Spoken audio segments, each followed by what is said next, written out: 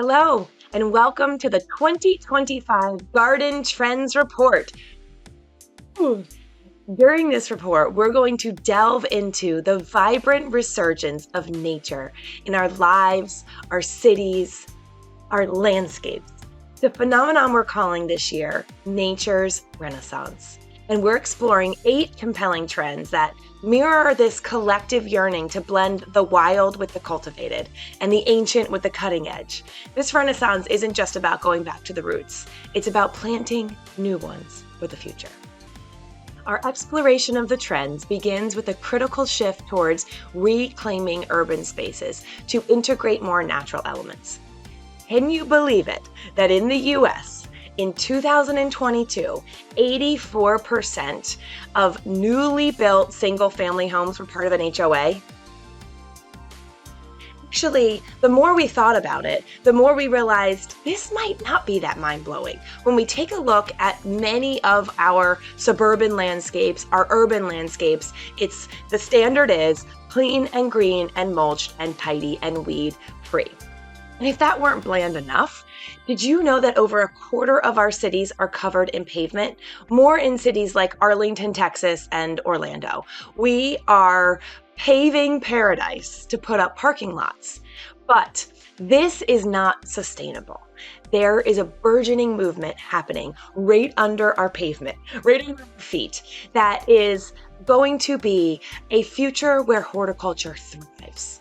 We are reintegrating these natural elements into our highly regulated and often concrete-heavy environments. No, city gardening is not new.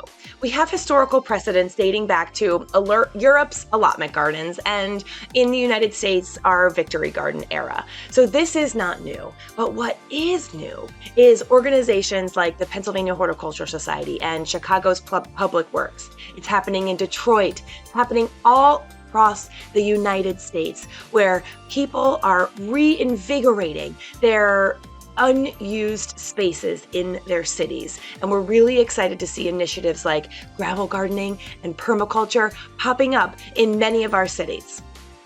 We've also seen the future of horticulture at our latest flower shows, like the Pennsylvania Horticulture Society's Philly Flower Show and Chelsea.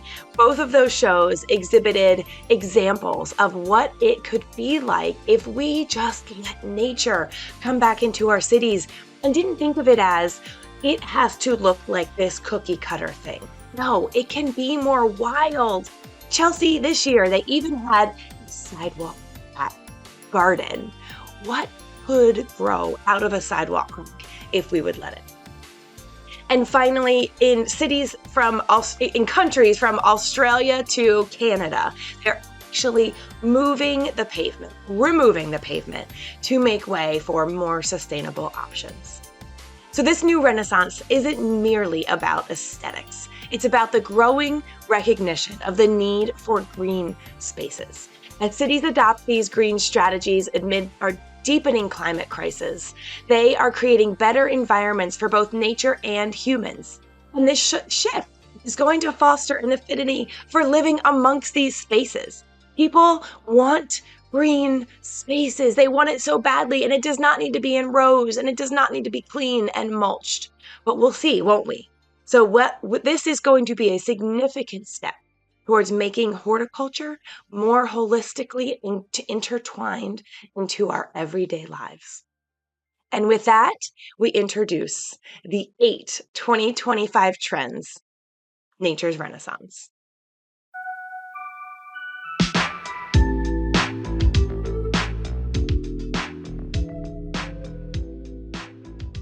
Number 1, our first trend is called a social retreat. In 1971, if you can believe it, email revolutionized the way we connect. It was really not until the 2010s, with the emergence of platforms like Instagram, Twitter, and the introduction of the oh-so-annoying selfie camera. I was just looking around to see where my phone was. Here it is in my pocket. That little selfie camera that made us a truly around-the-clock connected culture, but also self-absorbed. These platforms really changed our digital social interaction. Besides self-absorption, we also entered into an era of obsession and addiction. And today, many of you tell me that you are feeling the pressures of this addiction. Not just you, but my friends, your friends, teens, Generation Z, they are all feeling exhausted about a landscape in which social connections are overshadowed by way too much content, ads, misinformation, toxicity, bots. None of that is something that we go to social media for. But the good news is that people don't want it anymore. By 2025, Gartner, which is a firm kind of like Nielsen that rates social media platforms, predicts that 50% of users are going to dramatically reduce their interactions with major platforms, especially younger people, because we are yearning for a return to authenticity and meaningful social interactions, leading us to a future where less social might actually mean more connection. This shift is paving the way for a rise of smaller niche social networks, is how we feel.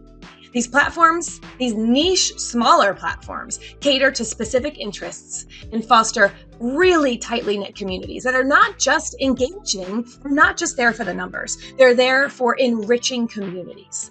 Today, we mentioned that young people are not interested in these larger platforms.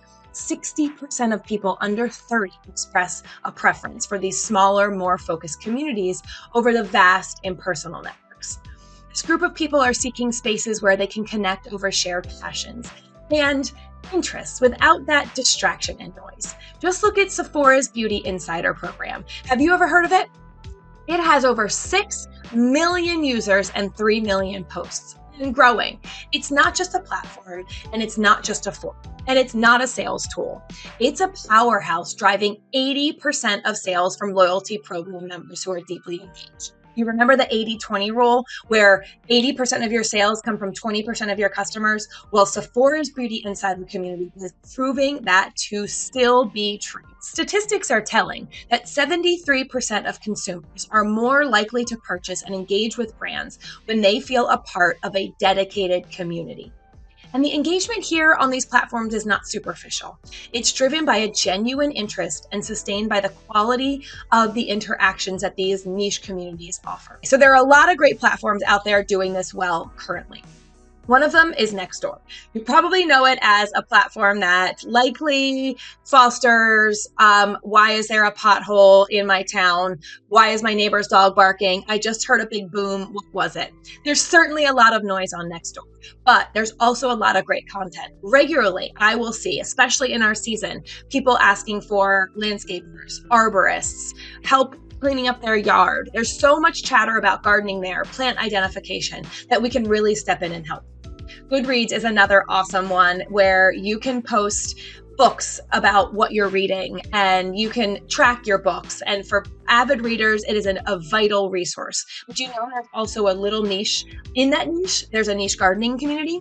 So if you offer books, if you want to have a club, if you are an author, if you're an influencer, wanting to be an author, this is a place where you have to be this niche community of people talking about books, and not just books, but books related to horticulture. Next, we've got Strava. If you are an athlete or you're especially a runner, you know about Strava. One of the members of my team loves Strava. Besides tracking your runs, did you know that there's also, hey, guess what? Another niche community within Strava. You can find runs that are through neighborhoods with beautiful gardens, botanical garden runs, great hikes. We even found in a Reddit post a group about Strava who had met each other. They had connected through the platform about running on trails, and then they met up in real life, and now they are a group of people in their community who love to run through the woods. And could you host that group to your garden center and talk about foraging? There are so many ways for us to tap into these niche communities that already exist, including some great plant apps like Greg. Greg is a new app that is for the houseplant community and growing, and it helps foster conversation, engagement, and provides people with really great community access to other people growing houseplants. So if you are trying to strategically engage in niche works, there are a couple things that we suggest. Number one, do your research. Focus on platforms frequented by your target audience. If you're in an area where you know that you don't have lots of people that like to run, maybe the platform Strava is not a place that you want to connect. If you're not a runner yourself, maybe it's not the place where you want to connect. But if you are, that's the place for you. Be authentic. You need to prioritize genuine interactions, answer questions, and share your insights without selling to build relationships. Provide valuable content. We just mentioned that you don't want to sell. You need to see that 80-20 rule applies here. 80% of your content should be educational, that resonates with your audience, establishing you as a trusted resource. And 20% of your content could be providing products that you sell that help people achieve their goals. There are micro-influencer partnerships to be had on some of these niche platforms. So when we are thinking micro-influencer, we're thinking around 10K or less. These are the influencers that are going to have 100% targeted to the audience, this niche audience you're trying to attract. And these partnerships are going to foster better engagement and ROI, and oftentimes be less expensive than partnering with a big, 50K plus influencer. And then, of course, the last thing you can do is these online interactions IRL, like the Strava example that I gave you. Host events that reflect your community interests and that strengthen those real world connections. As we look to the future, we believe the message is clear. The real value lies not in the quantity of the posts, not how often you should be posting or what time you should be posting, but the quality of your social interactions. This shift towards smaller, interest-based communities represents a profound opportunity for our businesses. By focusing on creating authentic, meaningful connections, we can leverage these platforms not just for transactions, but for building lasting relationships in our communities.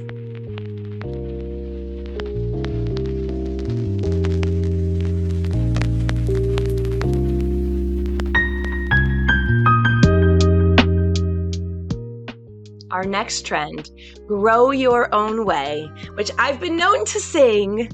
You can grow your own way. Oh my gosh, that's so embarrassing. I'm so embarrassing to my kids. Anyway, this trend takes this niche trend of community into real life meetups. Spurred on by what some call funflation or revenge spend, data show that fans are eager in this post-pandemic era to have live music experiences, despite some fears about the economy. In fact, Live Nation reported a staggering 21% Q1 2024 year-over-year increase in revenue. And while the Garden never has been a stranger to music, this is becoming an even more popular way for us to consider how people are connecting with their garden in ways that they're doing it in other arenas. Whether it's concerts in public gardens to Spotify playlists, music has become a cherished addition for the garden. And speaking of Spotify, last year they did a survey about gardening and music. Now, of course, we have to consider the audience, most likely a younger demographic. But did you know that 81% of people polled said that they enjoy listening to music while gardening, and pop was their most favorite genre? So how can we take this into our own businesses, our own brands, our own stores, with the memory that plants themselves also enjoy listening to music? So the first musical renaissance extends beyond gardens into what we're seeing out in the real world, these new social experiences called listening bars.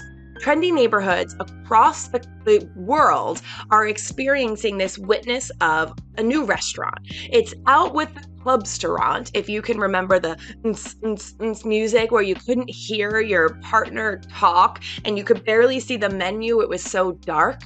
Well, out with that era and in with the new light music, soft music, maybe even this shift is catering to the new sober curious. That may be some of you or some of your friends. And we know we were going to put sober curious in the trends for 2021, which if you remember is the year prior, which if you remember was the pandemic. And so that trend quickly hit the cutting room floor. But we're back to experiencing and exploring what it is like to take back our health. And music plays a big role in that. And music also plays a big role in shopping. The psychology plays this interesting role in enhancing our experiences in actual physical stores. The Journal of Marketing did a study with grocery stores and revealed that playing music in stores increases weekday spending by 10%. So if you're playing light, calm music, it's going to make people really take their time and slow down, while upbeat, fast-paced music will get them in and out. Which one do you think you want to play on the weekends? So with over 2.9 million user-generated Spotify playlists, there is no shortage of inspiration for you. In fact, we have our very own 2025 Garden Trends playlist that we have curated for you. Our whole team put it together and we think it's really fun. So here's the QR code. You can download it, listen for yourself, and we'll have some fun tidbits throughout the year that we'll be adding to it. So keep an eye out for that. Spotify has also collaborated with influencers, and guess what? You can do that too. But they've worked with Daryl Chang, Houseplant Journal, Summer Rain Oaks, who is Homestead Brooklyn, Black Men with Gardens, to curate their own botanical themed playlists. So if you can't find inspiration for your own playlist there or at ours, like I said, there's 2.9 million user-generated playlists that you can go find inspiration from to maybe curate sections of your store that have different themes, or even if you're going to launch a new product, maybe there's a song that goes along with that product. Some other ideas that we have are hosting a BYOV night. Bring your own vinyl. How cool, how throwback, and how very of the moment for Gen Z right now. And if you're trying to attract a new audience, this is a way to do it. Its concept is simple. You hire a DJ, maybe someone on your team loves to spin records, and you bring them into the store for the night. People will bring in either their favorite record and you can play a song. We suggest maybe theming the night so you don't have maybe that odd genre of crunkcore or folk death metal, but definitely complement it with cocktails or mocktails in the theme and display plants to match the genre. I can definitely see like a dark purple theme for the stylings of Ozzy Osbourne one night. Have fun with it, because as we continue to boost this sensory experience of sound in our gardens, we're only enhancing that personal relationship that we have and our customers have with nature.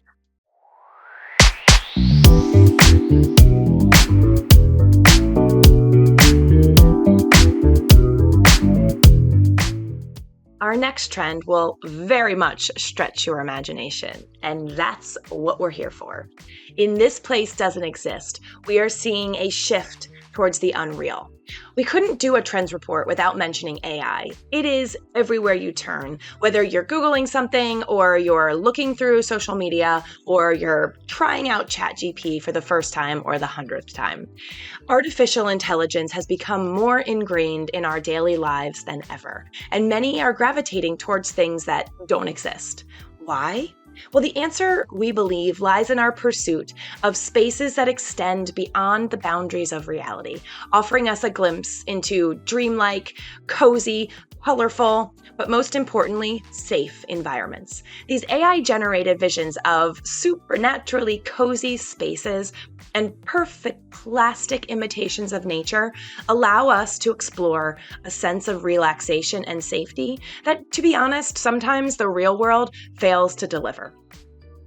This journey into unreality is not just about creating visually appealing spaces, but it's about crafting environments that soothe our emotions. It's maximalism, which is super trendy right now, but to the extreme, letting our imaginations run wild without the constraints of our physical world. And as we navigate this new landscape, our challenge to you is to not define AI as inherently good or bad. You can do that in your personal conversations, but for this purpose and for your business, recognize that it is a new medium through which our customers and us alike can express our creativity, our aspirations, our dreams, especially as social media begins to feel stale. And that is no longer a place for us to go to express our creativity. So where are we seeing this pop up the most? On the most visual platform, Pinterest. The popularity of cultivars with never before seen colorations in surreal pastel colors is exploding. Pins like you see here are really popular. As you look at these pictures, doesn't it show that there is a reality to this unreality? Some of these photographs are of real plants and some of them are not. But does our customer know? And does it matter? You might be thinking, yes, Katie, of course it matters. But here we are again, deciding whether it's good or bad. But rather, we challenge you to think, is our customer putting themselves in the dreamlike state and aligning themselves with a plant? And maybe it's a customer who doesn't have a traditional green space, but they're still eager to incorporate elements of nature into their everyday lives. If you can showcase tyrannically cute plants like this pink bubblegum muscari that they can actually have in their landscape, they can actually grow some really cute plants that we have that are real, will align you with this growing customer demographic interested in these dreamlike creations. So for those of you looking to distinguish your offerings in 2025 and beyond, consider featuring plants that blend the real with the unreal. And we have some other ideas for you as well. First, take, for example, Lego. This is their flagship store in London. No, it is not a florist store, but they transformed it into a florist shop in February of 2024, quickly selling out of every last collection. Wouldn't you love to have this kind of praise around one of your new launches? How can you reimagine your store? Can you have a Lego building workshop? Can you offer the Lego sets for sale? Can you maybe have them as artist installations amongst the real plants? Blend the real with the imaginary, the nature with the plastic. Stretch people's imagination to what could possibly be. How about selling a 3D printed file? Have you ever considered that? You can partner with somebody, find them on Etsy, or maybe there's a local person who creates 3D printed files. It's called an STL file. Sell it on your website. Have it be a scannable option next to your houseplants. And many of your local libraries offer free 3D printing. Free. How cool is that? Now you're turning your customer on to something that maybe they didn't know existed. And once again, you're attracting a new customer. If you have a public garden or maybe just a big open space you do a cornfield in, consider planting one of these really faux-looking, dreamlike, fake background style surrealist plantings like this one at Hitachi Seaside Park. The Nemophilia installation, and if you ask me, it kind of looks like one of my, co-workers' backgrounds, but it's real. I mean, many of you do cut garden days, or you do things to attract people by the droves into your stores. This might be a great option. All right, the last two are interesting. One is easier than the others, but what we're seeing now is engagement. You want to get engagement online. It's harder than ever to do. Well, what if you created a carousel of dreamlike or real images and you pick personas, 3 to 5 personas, and ask your customers to scroll through? Did you know that carousels are performing almost as well for us on Instagram as Reels are? Depending on the day, they're outperforming Reels. And now you can upload more than 10 pictures. You used to be able to only upload 10 on Instagram. Now you can do more than 10. So I don't know if I would suggest doing more than 10. Start with 5. Pick them and ask your customers to vote. Which one feels more like them? Are they the jungle deep in the rainforest? Are they the cozy cabin? Is it summer, winter, fall, or spring? There's lots of different options that you can ask your customers, engage with your customers, but show them that you're on the cutting edge by using some simulated technology. And finally, speaking of simulated technology, have you heard of AI relaxation videos? Just put it in your Google search and you'll find thousands, if not hundreds of thousands of these 8-hour plus videos that Gen Z is using currently to help them study, help them sleep, help them relax. Guess what? It's just really, if you turn your head, if you're at your store, on a scene of plants. It's these super cozy, green, relaxing spaces. In fact, I was at a facial last Christmas. I got a facial for Christmas, and I'm sitting in January inside of the, prep room, and on their TV. Now, they had beautiful orchids and a beautiful window that looked out onto a hillside, but on the screen was this cottage. And it had snow falling in the background and animals walking by the window. And I was drawn to staring at it. What's going to happen next? Well, you can create those videos too. Set up a video camera, either in a garden that you have, in a houseplant area. If it's indoors, maybe set a fan and set it up to record overnight. Maybe 2 hours minimum, let's say. If you can do 8, good on ya. And then post it to YouTube. Title it AI, or maybe not AI, but AI generated relaxation video garden nature. I am curious to see what happens. Because as we embrace this trend of unreality, let us use it as a platform to inspire, to innovate, and to unite. It is our job to help people realize that they can create their own piece of paradise through the garden and blend imagination and reality into something truly beautiful.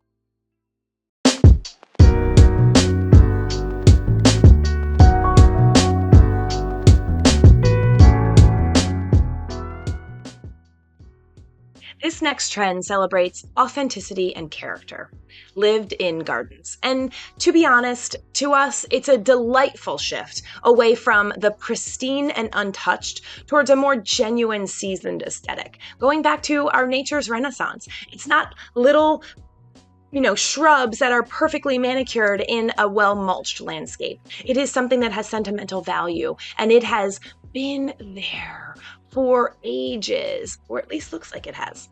It reflects this broader societal craving for authenticity, a desire that is manifested somewhat confusingly from our worn iPhones. Did you know that Gen Z is not putting cases on their iPhones? Gen Z. So they look beat up. Or used Rolexes. Vintage Rolexes are outselling new Rolexes right now. To the iconic $645 Golden Goose sneaker that you see here. I know it's unbelievable, but these items are cherished for their lived-in look, and they resonate with people because they feel personal, sentimental, and truly loved. And as we explored this trend and we saw these multiple examples of society craving these lived-in items, we thought, how does this translate to the garden? And as more people are living in homeowners associations and buying new homes that have a baby tree and a shrub planted in the front, what does it look like to them? How does it make them feel? Well, I'll tell you what, I don't know how those gardens make people feel, but the lived-in gardens are the ones that make people feel grounded and stable. It's these landscapes that boast a naturalistic, luxurious, and prestigious appearance, evoking the timeless charm of our centuries-old European gardens. Our botanical gardens here in the United States tried to emulate. These spaces are designed, if we create them now, they can be designed meticulously to look like as they've been there for decades, offering this oasis of tranquility and beauty. And the appeal of lived-in gardens goes beyond mere aesthetics. Yes, it is something that feeds our soul, but it also feeds our wallet. According to recent research from Virginia Tech, a well-landscaped home can enjoy up to a 12.7% increase in property value. This translates to a significant financial advantage. Just fathom, if you're buying a $300,000 home, wherever you can get a $300,000 home, but that's almost $40,000. You can get a premium if you have a lived-in landscape. Now, when we looked at research from Thumbtack, we saw that buyers are prioritizing sophisticated design, with a strong preference for mature plantings and trees, which alone, mature trees can increase your property values by $1,000 to $10,000. So we need to remember to encourage our customers not just to plant trees, but to care for the trees that they have. Because by embracing the lived-in garden trend, you're not just creating a space that looks beautiful, you're investing in a landscape that grows more valuable with time, both financially and emotionally. So there's a couple of ways that you can achieve this lived-in look. I mean, there's a lot of ways you can achieve it. Remember, some consumers do download and read our trends report, but this would make an easy blog for you. How to create a decade-old garden in an instant, in a season. So first, let your climbing roses. Close your eyes and picture one of those dreamscapes. I can imagine this beautiful, romantic rose climbing up over a gnarly wall. Or maybe it's an old trellis, but something beautiful and wild and dense. So ask your customer if they want it to look lived in, it too. You want to plant multiples of these to make them look fuller instantly. And speaking of fuller instantly, you need to really encourage your customers to plant densely. I know this means more money and a bigger spend for them, but if we're attaching this to having that emotional connection to a lived-in garden, something that looks ancient, they need 2 of them, everything, or 3. There are so many other great ways, but one of my favorites are embracing the imperfections of nature. We are talking about maybe an old tree that hasn't been cut down. Leave the tree, leave the stump, let it wither and decay naturally. In fact, that was one of the big things that we saw at the Philadelphia Flower Show this year, was trees that were centerpieces that maybe had been struck by lightning or were just dead in the center of this beautiful landscape.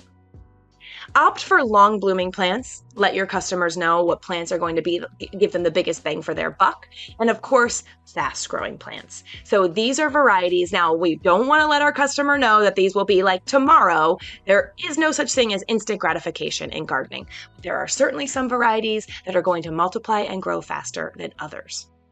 Incorporate natives. We love native plants. This will give your garden, your customer's garden, that wild look. And of course, attract wildlife, because what lived-in garden is complete without birds and squirrels and rabbits, but no deer. They're not invited. And for that ultimate touch of elegance, why not grow a bulb lawn? This is one of our favorite trends of the last couple of years, Stinson gardens. It's the ephemerals, those early spring bulbs that pop up in a lawn. It actually dates back to the 15th century in Holland, so you can't get much more lived in than that. But if your customer wants that look immediately, they need to do 100 bulbs, hundreds of bulbs in their front lawn.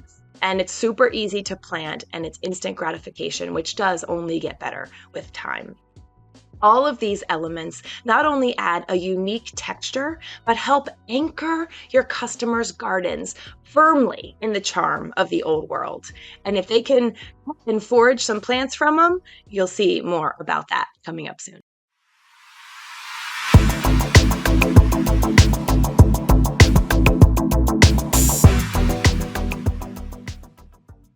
Our next trend, living fences, is inspired by the grand estate gardens, but also naturalistic charm of hedges by designers like Pete Olaf.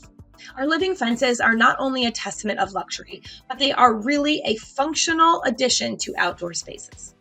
We know that Thumbtack says 29% of people plan to invest $5,000 in their outdoor areas this summer. We are seeing more and more people try to reclaim those spaces. Maybe they put in that pool or that patio over COVID. They're continuing to look for places to have lasting memories. And 62% of homeowners are prioritizing landscaping projects. So we know the demand for living fences is soaring. So instead of planting a traditional monotonous hedge or a white plastic fence, why not introduce a mix of plants? A diverse hedge doesn't just ward off the diseases. It brings a prolonged season of color, varied textures, and most critically, supports a wider range of wildlife by providing food, shelter, and nesting areas. transforms a simple border, maybe one of those that you were one of those 84% of the people who had an HOA, transforms your simple, boring border into a vibrant ecosystem. Imagine creating a layered hedge using native plants. This not only beautifies your yard year-round, but offers habitat for local wildlife. Tools like National Wildlife Federation's Native Plant Finder are really invaluable in helping our customers select species that are well suited to our region. Moreover, the environmental benefits of living hedges are profound. They help reduce soil erosion, conserve water, and soften those stark HOA-approved colors that we talked about, like, I don't know, white, taupe, or beige. So consider the cost effectiveness of installing a living hedge as well. A traditional privacy fence can average around $50 per linear foot. Now, if you're planting a 50-foot section, that's $2,500. Conversely, the same length of a living fence could cost you between $300 to $500. That's a significant savings with added ecological and aesthetic benefits. Yes, we all understand that a living fence is going to take longer to grow into it and require some maintenance. But if we're comparing dollars for dollars in install, fence is actually less expensive. And a real fence or a wood or plastic fence also requires maintenance as well. So this is not something either way that's set it and forget it. Another great thing about this is for many living in apartments or condos, which I don't know about where you live, but they are just popping up left and right. The concept of living fences is more and more important. These people are living in crowded spaces with balconies, if they're lucky, often border their neighbor's balcony. So we've seen the rise of faux plants and railing covers, but we are looking for people to plant real plants here in these areas. Planting varieties like Garden Gem Cercis or Dynamo Red Fittonia in large patio containers create the most gorgeous natural privacy screen. Other options include Campsis, Summer Jazz, or Peaches and Cream Lonicera. So those are going to enhance privacy and add a splash of life, natives, color, wildlife to any garden. The one thing that we really want to push here is you're not just selling a fence. You're not selling privacy. You're selling them into what their interests are. Think of this as our social retreat friend. What are they into? Are they into attracting pollinators? Sell them on a native hedge. This can be a hedge that doubles duty as both acting as privacy, a noise block, a wind block, and attracting pollinators. Meadow garden look. Do they love Pete Oldolf? Are they a big fan? Yes. What about trying to grow one of those more natural looking hedges? By incorporating living fences, we are embracing a future where our spaces aren't just private, but they're parts of a living, breathing ecosystem.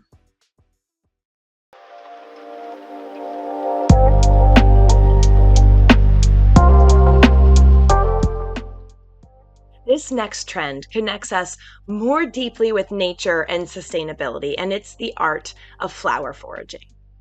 Across social media, boutique flower farms are really taking over my feeds. I don't know about yours. It's the picture of the flowers right in your face, the big bouquet of dahlias or peonies or whatever they might be of the season. And it's really translating or trickling down off of social media into our local communities. I don't know about you, but I can't go 5 stores in town without coming across a local person selling flowers, maybe in a restaurant or in a cafe or a cake shop. $5 bouquets. So having this kind of wild nature around us available locally is creating this rise of flower foraging. As gardeners, as people, as consumers, as nature lovers, as interior decorators, whatever you might be, this trend appeals to a wide audience and really encourages our customers to stretch their creativity and to really get out into their garden, find what they love outside, and bring it inside for 24/7 enjoyment. So what we think is really happening here is not just about gathering flowers. It's having a personal connection to nature. And isn't that what we want? That is part of nature's renaissance, is allowing people to feel one with nature, to feel the joy that we all feel from gathering, From growing, number one, from gathering, and then to create something beautiful. It's like creating a delicious meal. And growing the ingredients. Not only did you grow that tomato, but you made the salsa. Not only did you grow that black-eyed Susan, but you made this bouquet. It really is tying it together for people 360 degrees around. So when we really delved into this trend, we wanted to talk to people who have their fingers on the pulse, who have their hands in the dirt, who are in the industry. And so we talked to Ace Berry. He's a florist, a renowned florist, a famous florist. He was on HBO's In Full Bloom. And he's working with Oasis Forage products to help people have the confidence and the tools to be able to cut from outside and bring it indoors to make it look good. So it's not like my bouquets were last year, Pinterest versus reality. It is creating the bouquet of your dreams. And one of the things when we talked to Ace that I found so interesting was, and it hit the nail on the head about why this is so important. It's because we don't have a laundry list of things that we need to get. We're not going to the grocery store looking for ricotta cheese and eggs and what am I making? Lasagna and tomato sauce and ground beef. We are just going out into nature to see what the palette has given us that day. In fact, I was going to make a bouquet last weekend, I'm trying to figure out what day it is, and I decided those sunflowers look really good. Well, then Debbie was coming up the coast, and I thought, well, there we go. I'm not going out today. And when I actually could go out into my garden, all the sunflowers had been knocked off. But guess what? Did I say, oh, out with that recipe, I can't make it anymore? No, I cut black-eyed Susans. I cut something else from my garden that made my bouquet special and very in the moment. And so that's what Ace really describes, and how he explains foraging is it's meditation, it's Zen, and it's allowing our customers to really express their creativity. So this trend is also really going to be popping up in some books in 2025. One is called Go Forth and Forage, and we really wanted to include some of the content from that book into our report, because if we are educating our customers about how to forage beautifully, we also have to educate them on how to forage ethically and sustainably. So here are a few ways on how you can educate your customer. You probably know even more than we do, or than Whitney even put in her book. But some of the things that I love here are: be aware of local wildlife and plants, including ones that might be endangered, invasive, or poisonous. Of course, have permission, and really, to me, maybe not most importantly, but take only what you need, and please don't pull the plants out by their roots. Cut them so that way there can be more plants to grow for others or for nature later. We're not disrupting the ecosystem. So there are a couple fun ways to bring this trend into your store or your business. First, create themed collections, capsules. I love capsules. I love the ability for our customers, myself included, to be able to buy a kit. Think of it like a HelloFresh. I've always really thought this would be a great idea in the garden, but here we are creating a foraged flower collection. This is different than a cut flower collection. Yes, that is a fun trend. It's still popular, but what we're doing here is integrating perennials and grasses and edibles into the arrangement to make a beautiful garden that can also be cut from to make a beautiful arrangement. That is the difference here in this forage trend. So Ace has turned us on to two really hot floral trends right now, which, if I know anything about our industry, they'll probably be popular for a couple of years. So why don't you try capsuling together monochromatic magic? So plants that have the same hue, similar hues, oranges and yellows, those hot colors. Put them together. Maybe add some sunshine ligustrum. What about wildflower whimsy, which would be my favorite, where the arrangement has a lot of natives and grasses and is very free flowing, with plants like goldenrod, which I just put in an arrangement this weekend. Out with the sunflower, in with the goldenrod. Those would be really easy ways for your customer to just grab and go to create their own forage garden. Another way is encourage them to forage from their own landscape. Teach them how to prune their plants properly so that they can cut back We all know it's healthy to prune our plants, but some people are afraid to or don't know how to do it. And encourage them to forage edibles. I cannot tell you how beautiful a sprig of blueberries looks inside an arrangement. And hey, get to them before the birds and the squirrels do anyway. And to support this trend, try also offering forage kits. So Oasis has a little box, and again, package these things easily for your customers so they have all the tools they need when they get home. It comes with a little container, a piece of foam, some twine, so many easy, wonderful things for your customer to have on hand to make their arrangements stunning. I did these with my children, 7 and 9 years old. They made the most beautiful arrangements that I shared on my Instagram page. Check them out. They are absolutely so easy to do. So these kits not only equipped your customers with the tools they need, but it's also inspiration for them to go out and cut. And then finally, you give them the inspiration that they need. Classes and webinars on flower design, especially if you use experts from Oasis, we can help spread the knowledge and passion for foraging, for gardening, for designing, really just for nature.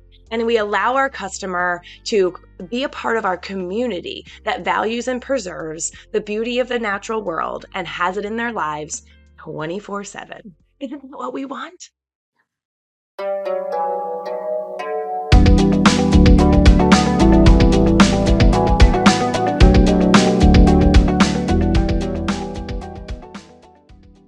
Next, we move to our indoor plants trend, which we could make a report on indoor plants, but this whole trend report is about gardening. So here we have figured out what the most important and biggest trend in indoor plants are, and we're calling it Holy Moly. It's an intersection, if you can believe it, between fashion and indoor plants.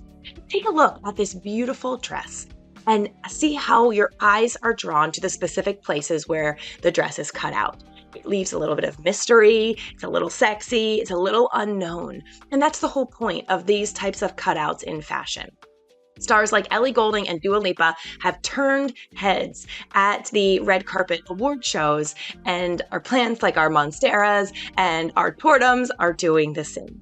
This is really happening parallel. We are seeing an increase in not only interest in plants with large fenestrations, but in our growers growing and having available more plants with larger fenestrations. So we're really excited to see how plants with these distinct cutout leaves, like our Monstera deliciosa and split leaf philodendron, course, which were popular during the pandemic, are seeing no signs of slowing down. And according to Costa Farms, it is going to be what customers are asking for more and more 25 and in the years to come.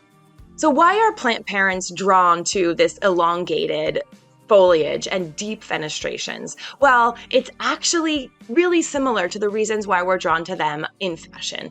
We can, when they're set up on our, windowsills or in our vignettes in our rooms, there's a mystery to them.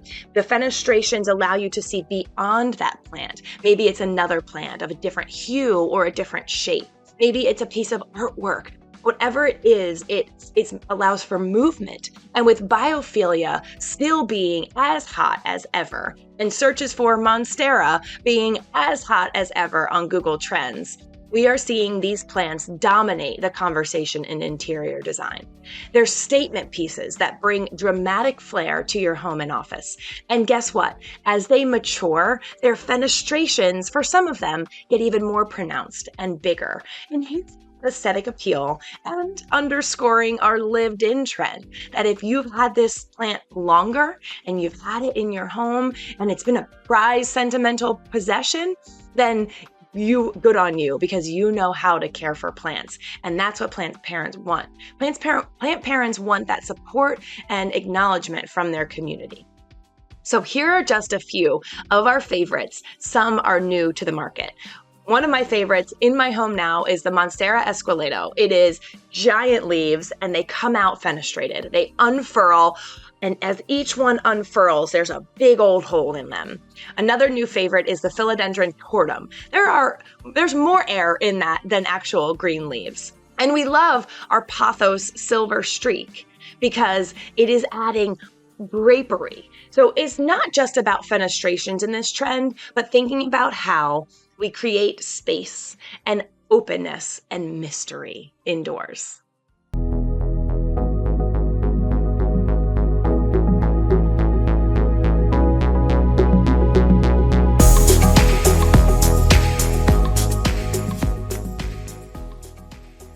Finally, the last trend, the color of the year, and a highly anticipated trend that should no introduction if you have eyes. For anyone who's ever admired the beauty of a vibrant horizon, the depth of the ocean, or Microsoft Windows, our color of the year is teal. This color has a bold synthetic quality, and we really believe that it bridges the realms of fantasy and reality, evoking the Caribbean waters, the vast skies, and the immersive depths of the virtual spaces. Yes, it aligns with wellness trends, and yes, it goes with so many other beautiful colors, like Cyberlight, for example, which, by the way, did we not call that this summer the summer of lime green? But this is definitely a versatile choice for any setting. But the real reason we chose this color, there's more to it than its aesthetic appeal. It also evokes a powerful sense of nostalgia for the vibrant and carefree spirit of the 1990s and early 2000s. It's like a record scratch. Nostalgia for the 1990s wasn't just like a couple years ago. I know, that's how I feel too. But this was a time of bold fashion, if you can recall, and really optimistic energy. And this is what we're witnessing now, is the rise of this tech nostalgia amongst Gen Z. They are the first generation to witness this unique type of nostalgia. And they're wanting early iPhone designs. Like, do you remember when our iPhone wasn't really sleek and tiny, and the only colors we could get were rose gold, silver, and black? I mean, let us have some color, like those old Mac computers with big ends that are in those bright, bold, colorful colors, or our Windows 7, with the rolling green Cyberlime hills and the beautiful bright teal sky. In fact, just the Windows logo evokes this memory of the Frutiger Aero aesthetic. This is known for its teal and green, glossy hues and textures, which dominated the tech scene from 2000 to 2013. This aesthetic, which really envisioned the future as bright and colorful, stands in stark contrast to the cold, metallic future that followed. It's a celebration of color that rejects the minimalism of recent years, bringing back in a joy and vibrancy. And whether you associate this trend of AI and the dreamlike creations that we've been looking towards with this or not, the Frutiger Aero's aesthetic blends unique colors and textures, and it's making waves across major outlets, from Architectural Digest to The Guardian, signaling a broader return to color and creativity in our visual culture.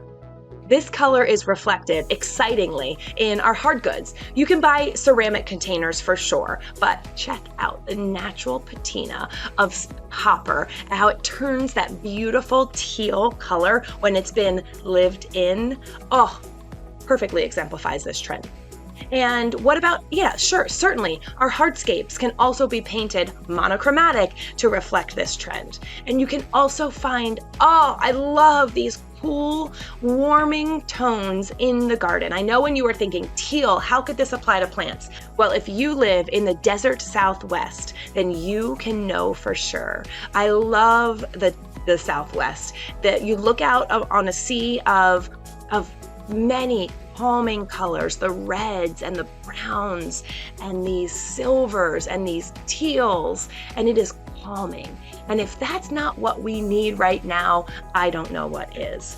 So that is our color of the year. We are really excited to see how it pops up in your stores, in fashion, in general tech, everywhere. And we're really excited to hear your feedback about the 2025 Garden Trends Report that you can download at gardenmediagroup.com/trends. And if you have any questions, please don't hesitate to reach out to us. We're open ears for your suggestions for 2026.